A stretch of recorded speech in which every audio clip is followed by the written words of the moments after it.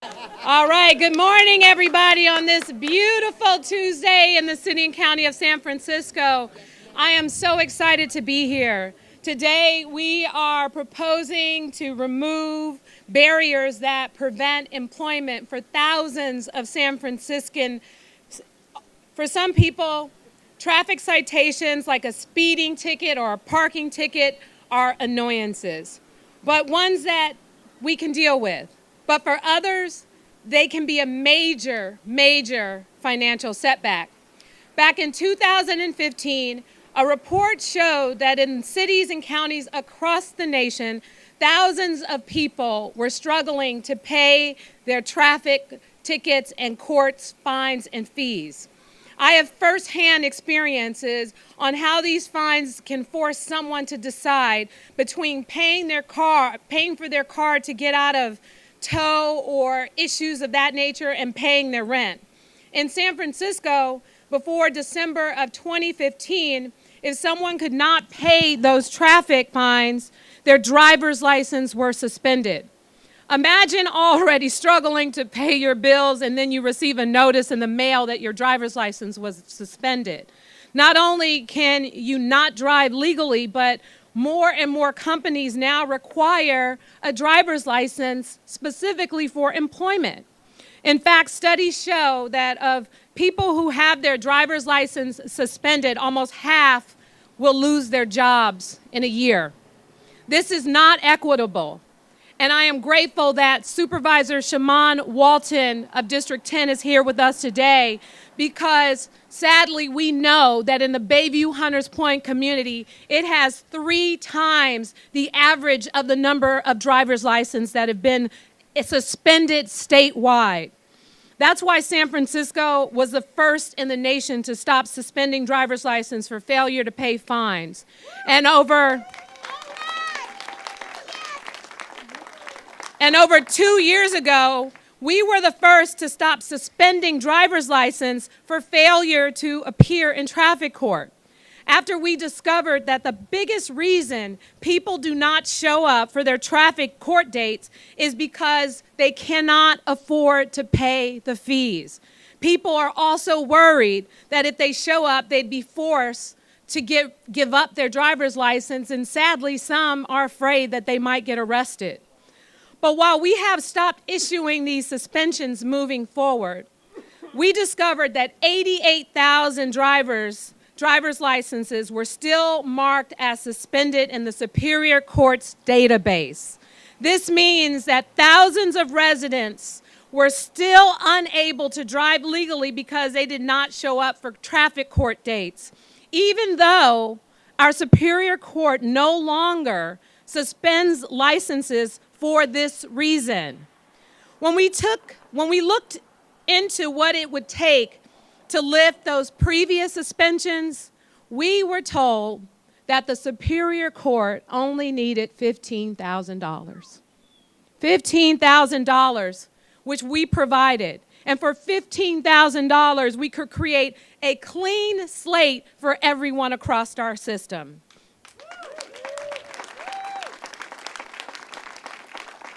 It may seem like a small amount, but it is going to have a tremendous impact on so many people's lives.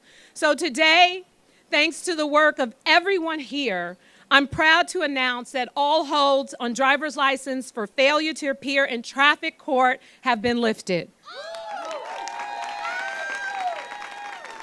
And what's so great is that we are the first city in California, and according to our research so far, the first city in the nation to do this. Now, to be clear, if you've had your driver's license suspended because you were driving recklessly or you have holds from other counties, your license will still be suspended until you resolve those issues. But if you are one of the thousands who could not afford their traffic tickets and therefore did not show up for traffic court dates, you can now take action to get your license back. We have flyers explaining how to call the DMV and find, how are you going to get through to the DMV? Nevertheless, we have flyers explaining how to call the DMV and finding out exactly what you need to do. And we will be making sure that all of our city departments and websites have this information. While we need to have consequences and penalties for people who break the law, we do not want to do this in a way that makes it harder for people to get a second chance. In San Francisco, we know that we can hold people accountable without putting them into financial distress, whether by eliminating wasteful administrative fines and fees in our court systems, which we did here in San Francisco, or getting rid of overdue library fees that prevent people from accessing our public records, or offering discounts for low-income residents to pay their traffic fines. Today's announcement continues our commitment in this city to help lift people up. By taking this step, we are making it possible for thousands of people to get back to work, to grow our economies, and create better lives for themselves and their families. I'd like to thank everyone who worked together on this, including the Financial Justice Project, the office of our amazing treasurer, Jose Cisneros, and so many amazing people who have worked on these issues for years, including many of the community groups who helped us to focus on the courts over the past several months, and members of the San Francisco Fines and Fees Task Force that led the research on starting this effort. Now, our next speaker is someone who has dedicated her career to fighting for the legal rights of low-income residents and working on a more equitable and financial justice policies. Please join me in welcoming Elisa de la Pina. Wait, thank you. I told you I was going to butcher your name. From Lawyers Committee for Civil Rights. Thank you.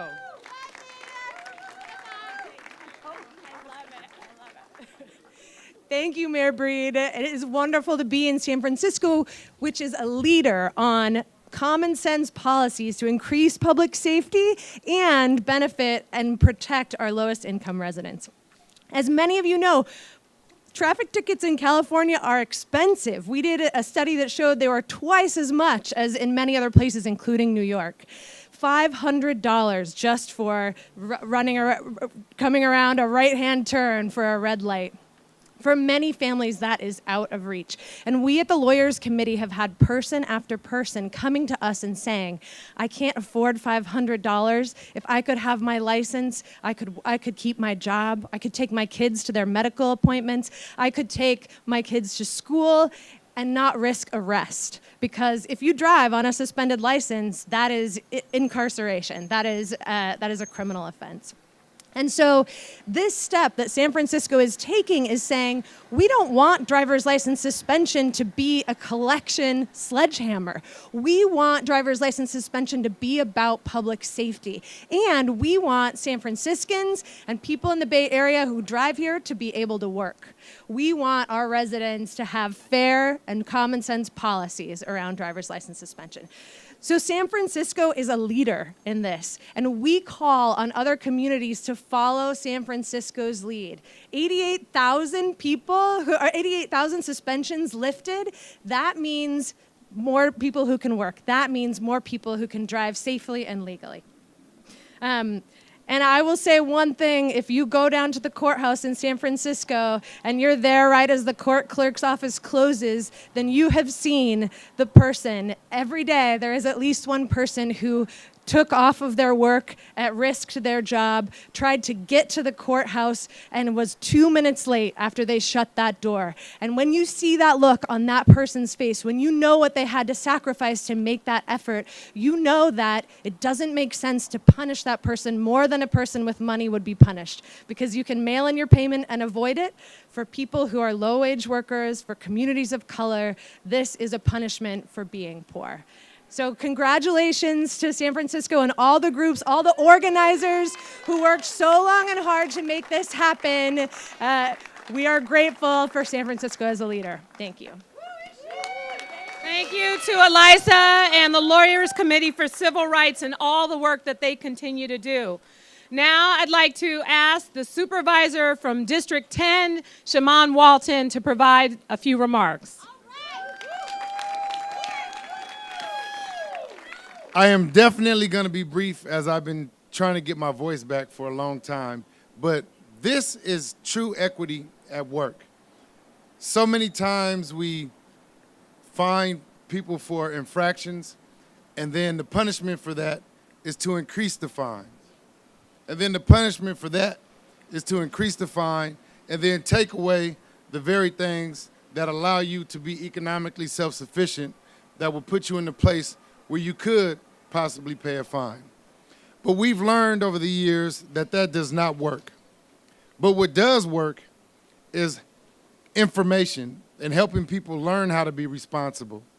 So going back and retroactively eliminating these unnecessary fines that stifle folks who are trying to work hard to earn a living is the right thing to do. And I just want to thank our Treasurer's Office. I want to thank everyone from the task force and the committees that continue to work on equitable opportunities for our low-income communities to make sure that they're not punished more than the people who are well off. This is important. This is going to make a major impact. And I want to thank Mayor Breed for standing up and leading this city towards these equitable policies here in San Francisco. Thank you. Thank you, Supervisor Walton. Now I'd like to welcome to the podium Tyrion Steinbeck from the ACLU of Northern California.